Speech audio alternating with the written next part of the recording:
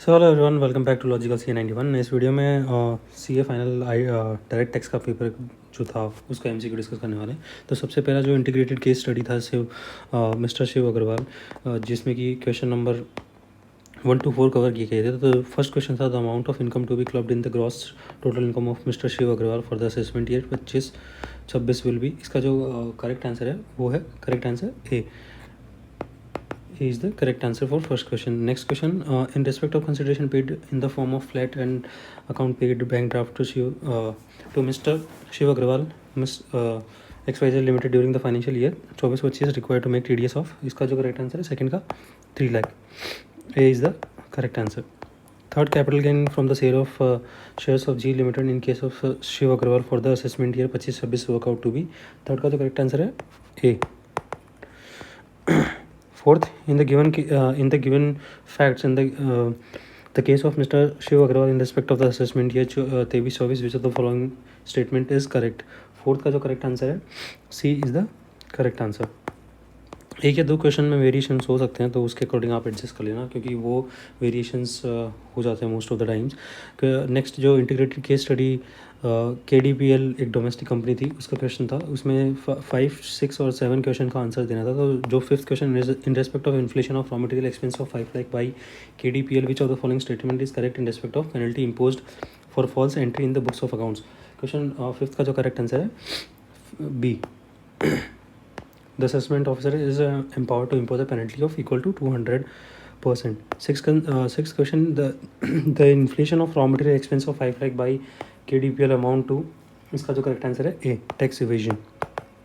Six का seventh का penalty impose in respect of disallowance set off brought forward business loss 10 lakh related to assessment year 23-24 in the intimation under section 143 issued for assessment year 24-25 under section 270A shall B.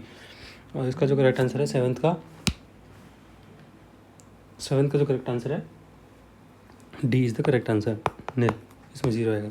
Next integrated case study 3, business trust register under SEBI का जो question था, इसमें question 8 to 12 question थे। इसमें question number 8 का जो correct answer है वो C, tax shall be deductible 10% in the income distribution to mister Prakash and 5% distributed to mister John. Next question, ninth question, in respect of short-term capital gain of 5 lakh in the sale of listed shares, business trust trades. Ninth का जो correct answer है D is the correct answer. 10th वाला, the dividend component of income received from AXC Limited and distributed to unit holders by business trust. 10th का जो correct answer है B is the correct answer. 11th question, in the given case, in the given facts and on the interest of 2 lakh paid by the business trust on rupee dominated bonds, the business trust would liable to. 11th का जो correct answer है C is the correct answer. Deduction income 11th का C is the correct answer.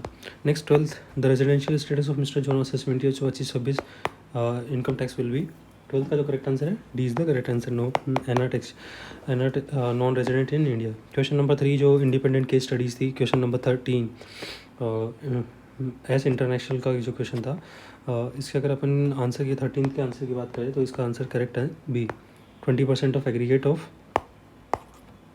Amount paid और payable. 14 का जो एजी India limited aged, इसका जो correct answer है 14 का C is the correct answer.